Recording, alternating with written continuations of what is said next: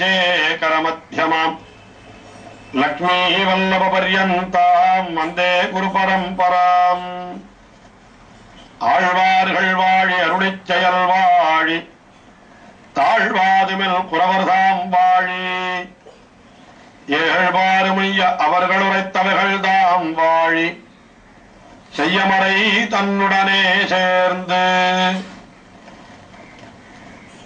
விபவாவதார அனுபவத்தை செய்து முடித்த பெரியாழ்வார் அர்ச்சாவதார அனுபவத்தை தொடங்கி திவ்யதேசங்களை அனுபவித்து வருகின்ற கிரமத்திலே ஸ்ரீவைஷ்ணவ திவ்யதேசங்களுக்குள்ளே தலையாய திவ்யதேசமான திருவரங்கம் பெரிய கோயில், அந்த பெரிய கோயில் விஷயமாக 3 திருமொழிகளை அருளி செய்கின்றார். அதிலே முதல் திருமொழிதான் மாதவத்தோன் புத்திரன் போய் என்று தொடங்குகின்ற 4ஆம் பத்திலே 8ஆம் திருமொழியாகும். அதிலே முதல் 3 பாசுரங்களிலே கண்ணபிரானாக அந்த எம்பெருமானை அனுபவித்தார். திருவரங்கத்து எம்பெருமானை அவன் செய்த அதிமானுஷ சேட்டிதங்கள், சாந்தீபினியனுடைய பிள்ளையை மீட்டுக் கொடுத்தது, ஒரு அந்தவனுடைய பிள்ளைகள் 4 மீட்டுக் கொடுத்தது, பரீட்சித்து என்கிற அந்த அபிமன்யுடைய புத்திரனை மீட்டுக் கொடுத்தது என்று இவற்றையெல்லாம் சொல்லி இப்படிப்பட்டவன் எழுந்தொழிருக்கிற இடம் திருவரங்கம் என்று தெரிவித்தார். அடுத்தபடியாக 2 பாசுரங்களிலே அந்த எம்பெருமானை ராமபிரானாக அனுபவித்தார். அரக்கர்களை கண்டகரை களைந்தான் என்றும் ராவணனை அழித்தான் என்றும் 2 பாசுரங்களிலே தெரிவித்தார். ஆக அவன் எப்படிப்பட்டவன் என்றால் இஷ்ட பிராப்தி, நமக்கு வேண்டியதை கொடுப்பவன், வேண்டாதவற்றை அழிப்பவன். வேண்டியவர்களான பிள்ளைகளை மீட்டுக் கொடுத்தான், வேண்டாதவர்களான அரக்கர்களை அழித்தான் என்று 2ஐயும் சேர்த்து தெரிவித்தார். அதற்கு மேலே இப்பொழுது 6வது பாசுரம் நம்முடைய அனுபவத்திற்கு விஷயமாகிறது. இந்த 6வது பாசுரத்திலே என்ன தெரிவிக்கின்றார் என்றால், இது ராட்சசர்களை அழித்தது மட்டுமல்ல, தேவர்களுடைய விரோதிகளான அசுரர்களையும் அழித்தான் என்று தெரிவிக்கின்றார். அதாவது துட்டர்களாய் மனுஷ யோனியிலே பிறந்து அதிமானுஷமான சக்திகளை எல்லாம் உடையவர்களாய் இருந்தால் அவர்கள் ராட்சசர்கள் என்றும், தேவயோனியிலே பிறந்து இப்படி தீயவர்களாய் இருந்தால் அவர்களை அசுரர்கள் என்றும் சொல்லுவது மரபு. ஆக இந்த அசுரர்கள் அவர்கள் எங்கே இருந்தார்கள் என்றால் எல்லாரும் பாதாள உலகத்திலே இருந்தார்களாம். அவர்களை வேரோடு பிடுங்கி எறிந்தான் எம்பெருமான் என்று அடுத்த பாசுரத்திலே தெரிவிக்கின்றார்.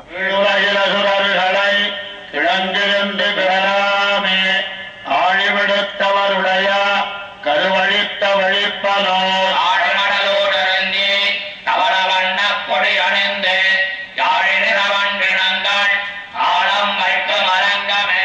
கீழுலகில் அசுரர்கள் என்கின்றார். அசுரர்கள் என்னால் அவர்கள் மொத்தமாக குடியிருக்கக்கூடிய ஒரே இடம் பாதாள லோகமா. பாதாள லோகம் என்பது அசுரர்களுக்கு என்றே ஏற்பட்ட உலகம் என்று புராணங்கள் சொல்லுகின்றன.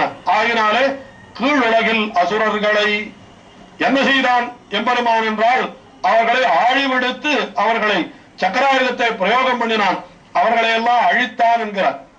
அப்படி அழிக்கின்ற பொழுது எப்படி அழித்தான் என்றால் கிழங்கிருந்து கிளறாமே, மறுபடியும் சற்று வேர்பட்டு இருந்து அவர்கள் மறுபடியும் முளைத்து எழுந்தார்கள் என்று சொல்ல முடியாதபடிக்கு அவர்களை வேரோடு களைந்தான் என்று சொல்றதான் கிழங்கு இருந்து கிளறாமே. அந்த அசுரர்களுடைய கிழங்கு அதாவது வேர் அது இருந்து மறுபடியும் கிளர்ந்து தலையெடுத்து தேவர்களுக்கு துன்பத்தை விளைக்க கூடாது அல்லவா. ஆகையினாலே எம்பெருமான் என்ன செய்தான், அது கிழங்கிருந்து கிளறாமே கிளறாதபடிக்கு ஆழி விடுத்து சக்கராயுதத்தை விடுத்தான். என்ன செய்தான், அவர்களுடைய கருவழித்தான், அவர்களுடைய கர்ப்பத்தையே அழித்து விட்டான். ஆக அசுரர்கள் அத்தனை பேரையும் எம்பெருமான் அழித்து விட்டார்.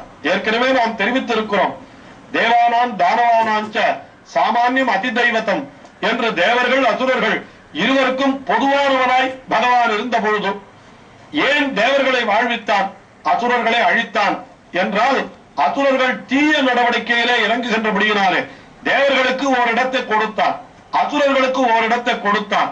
ஆனால் அசுரர்கள் தங்களிடத்தோடு திருப்தி படாமல் என்ன செய்தார்கள், தேவர்களுடைய இருப்பிடத்தையும் தாங்கள் பறித்துக் கொண்டார்கள். ஆகையினாலேதான் பகவான் என்ன செய்தான், நீதியை நிலைநாட்டுவதற்காக இப்படி தீமை செய்பவர்களை அழிப்பது, அதுதான் விநாசாயச்ச துஷ்கிருத்தாம் என்று. ஆகையினாலே அவன் என்ன செய்தான், அந்த ஆழி விடுத்து அசுரர்களுடைய கருவழித்தான் என்று அப்படி அந்த அவனை எல்லாம் அழித்தவன், அசுரர்களை எல்லாம் அழித்தவன். அவன் எழுந்தருள் இருக்கிற இடம் எது என்றால் அதுதான் திருவரங்கம். அது எப்படிப்பட்ட ஊர் என்றால் அங்கே இருக்கக்கூடிய வண்டுகளை வர்ணிக்க. திருவரங்கத்திலே சோலைகள் இருக்கின்றன. அந்த சோலைகளிலே வண்டுகள் எல்லாம் மிக அழகாக அவர்கள் பாடுகின்றன, ரீங்காரம் செய்கின்றன.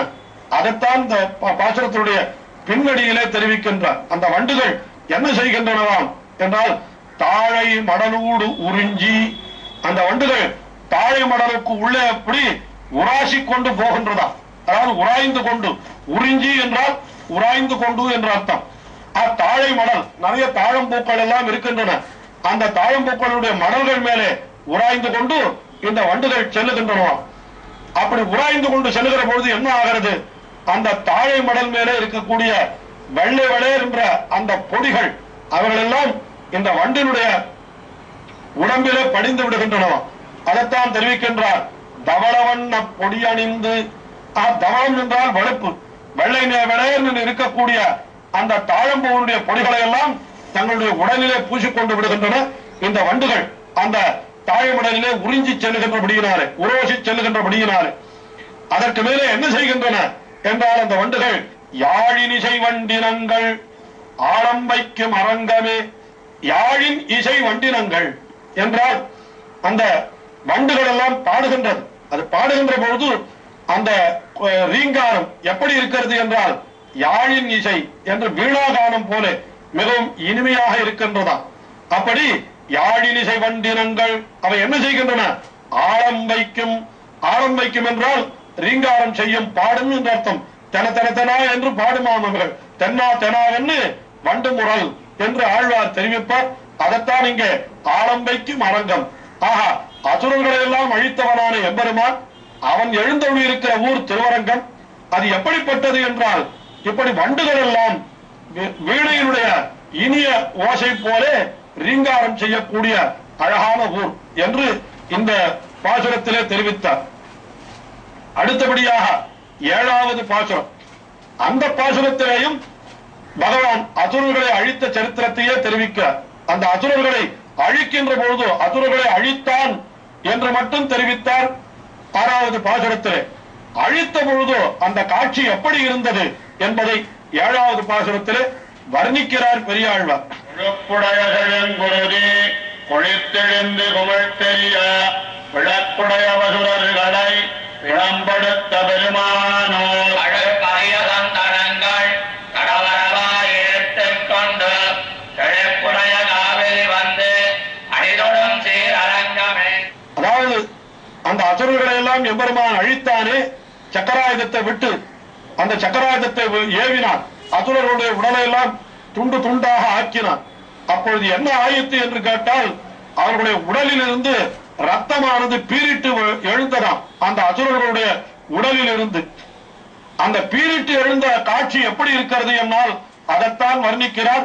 கொழுப்புடைய செழுங்குருதி கொழித்தெழுந்து குமிழ்த்தெரியா என்று கொழுப்புடைய செழுங்குருதி என்கிறார். அவள் செழுங்குருதி, அவர்கள் உடலில் இருக்கக்கூடிய ரத்தம், அது எப்படிப்பட்ட ரத்தம், கொழுப்பும் கலந்திருக்கிறது அதிலே. அப்படிப்பட்ட கொழுப்போடு கலந்திருக்கக்கூடிய அந்த செழுங்குருதி அது என்ன ஆகிறது, அப்படியே பொங்கி பெருகுகின்றது.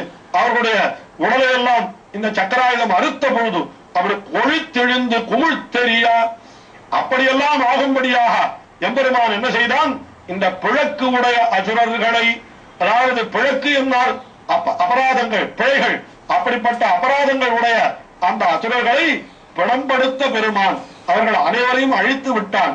அதாவது இறைவனுடைய கட்டளையை பின்பற்றாமல் அவன் சொன்னபடி நாம் நடந்து கொள்ளாமல் இருந்தால் நமக்கு என்ன ஆகும் என்று தெரிந்து கொள்ள வேண்டுமானால் இந்த பாசுரத்தை பார்த்தால் போதும். நம்மிடத்தில் அவன் கோபம் கொண்டு எப்படிப்பட்ட தண்டனையை பெறுவான் என்றால் இப்படித்தான் கொழுப்புடைய செழுங்குருதி கொழுத்தெழுந்து குமிழ்த்தெரிய பிழக்குடைய வசூல்களை பிணம்படுத்தான் என்று எல்லோருக்கும் கருணையே பொழியக்கூடியவனான எம்பெருமானும் கூட அவனுடைய கட்டளையை மீறினால், தீய நடவடிக்கைகளிலே ஈடுபட்டால் அவன் தண்டித்தே தீருவான் என்பதைத்தான் இந்த பாசுரத்திலே காட்டுகின்றார். அப்படிப்பட்ட எம்பெருமான் எழுந்தருளிருக்கிற இடம் திருவரங்கம். அந்த திருவரங்கத்திற்கு என்ன பெருமை என்னால், அங்கே காவிரி ஆறு பெரும் வெள்ளமாக வந்து அங்கே அந்த எம்பெருமான் திருமுன்பே அப்படி பிரவகிக்கிறதா. அப்படி பெரும் வெள்ளமாக அது வருகிற பொழுது என்னவெல்லாம் கொண்டு வருகிறது என்றால் மிகப்பெரிய சந்தன மரங்களை கொண்டு வருகின்றது அந்த காவிரி ஆறு என்று தெரிவிக்கின்றார். என்னன்னா அப்படி தெளிப்புடைய காவிரி வந்து அடித்தொடும் நன்றாக அப்படி தெளிப்புடைய காவிரி பெருவெள்ளமாக வருகின்ற காவிரி அது என்ன பண்ணுகிறதாமா அப்படியே எம்பெருமானுடைய திருவடிகளிலே வந்து அடி பணிகிறது. அப்படி பணிகிற பொழுது என்ன செய்கிறது என்று கேட்டால் தழுப்பரிய சந்தன மரங்கள், தழுப்பரிய மரம், தழுவ முடியாதபடிக்கு மிக பெரியதா இருக்கக்கூடிய சந்தன மரமா அது எங்கே இருக்கிறதுன்னா பெரிய மலைகளிலே இருக்கிறது. குடகு மலை என்று சொல்லுகிறார்களே அப்படிப்பட்ட மலைகளிலே இருக்கிறது. தடவரைவாய் தழுப்பரிய சந்தனங்கள் தடவரைவாய் ஈர்த்து கொண்டு பெரிய தடவரை பெரிய மலை, அந்த மலையிலிருந்து அந்த சந்தன மரத்தை இழுத்து கொண்டு வருகிறதா இந்த காவிரி. அப்படி ஈர்த்து கொண்டு வந்து எம்பெருமானுடைய அடி தொழுகிறது. தன்னால் என்ன இப்படிப்பட்ட உயர்ந்த சந்தன மரங்களை எல்லாம் கொண்டு வந்து திருவரங்கரிடத்திலே அப்படி காணிக்கையாக கொடுத்து உமக்கு அடியேன் சமர்ப்பிக்கக்கூடிய காணிக்கை இந்த சந்தன மரம், இவற்றை நீர் ஏற்றுக்கொள்ள வேண்டும் என்று ரங்கநாதனிடத்திலே அந்த காவிரி ஆறு வேண்டுகிறது என்று வியாக்கியானத்திலே மிக அற்புதமாக காட்டுகின்றார் மணவாள மாமுனிகள். தழுப்பரிய சந்தன மரங்களை, அப்படி தழுவக்கூட முடியாத பெரிய சந்தன மரங்களை தடவரை பெரிய மலையிலிருந்து அப்படியே ஈர்த்து கொண்டு வேரோடு பிடுங்கிக் கொண்டு வந்து அந்த காவிரியானது அடித்தொழும் ஸ்ரீரங்கம் என்று அந்த ரங்கநாதனுடைய திருவடிகளை தொழுகிறது என்று தெரிவிக்கின்றார். ரங்கநாதனுக்கு சந்தனம் என்பது மிகவும் உகந்த வஸ்து. அந்த திருவரங்கத்திலே எம்பெருமானுக்கு அணிவிக்கக்கூடிய சந்தனத்திற்கு கோயில் சார்ந்து என்றே ஒரு பெருமை சொல்லப்படுகிறது. அப்படிப்பட்ட சந்தனத்தை கொண்டு வந்து தருவதே இந்த காவிரி ஆறுதான் என்று இப்படி திருவரங்கத்தை அனுபவிக்கிறார். தொடர்ந்து அனுபவிப்போம். ஒரு அறிவிப்பு, திவ்ய பிரபந்த பாசுரங்களை படித்து MA பட்டம் பெற வேண்டும் என்ற ஆசை உடையவர்களுக்கு ஒரு அரிய வாய்ப்பு. வீட்டில் இருந்தபடியே திவ்ய பிரபந்த பாசுரங்களை படித்து MA பட்டமும் பெறலாம். தஞ்சை சாஸ்திரா பல்கலைக்கழகத்தில் MA திவ்ய பிரபந்தம் என்கின்ற ஒரு பாடத்திட்டம் தொலைதூர கல்வி மையம் மூலம் நடத்தப்பெறுகின்றது. இதற்கு மாதத்தில் 2 நாள்கள் சென்னையில் வகுப்புகள் நடத்தப்பெறும். மிகச்சிறந்த அறிஞர்கள் பாடம் நடத்துவார்கள். நானும் கூட அதிலே பாடம் நடத்துகின்றேன். எந்த பேச்சுலர் டிகிரி படித்தவர்களும் கூட இந்த MA திவ்ய பிரபந்தம் என்கிற பாடத்திட்டத்திலே சேர்ந்து பயன் பெறலாம். இது வீட்டில் இருந்தபடியே படித்து பட்டம் பெறுவதற்கு உண்டான ஒரு அரிய வாய்ப்பு. இது பற்றி மேலும் விவரங்களுக்கு நீங்கள் mavkrishnan@gmail.com என்கின்ற மின் அஞ்சலிலோ அல்லது 9449840887 என்கிற தொலைபேசியிலோ தொடர்பு கொள்ளலாம்.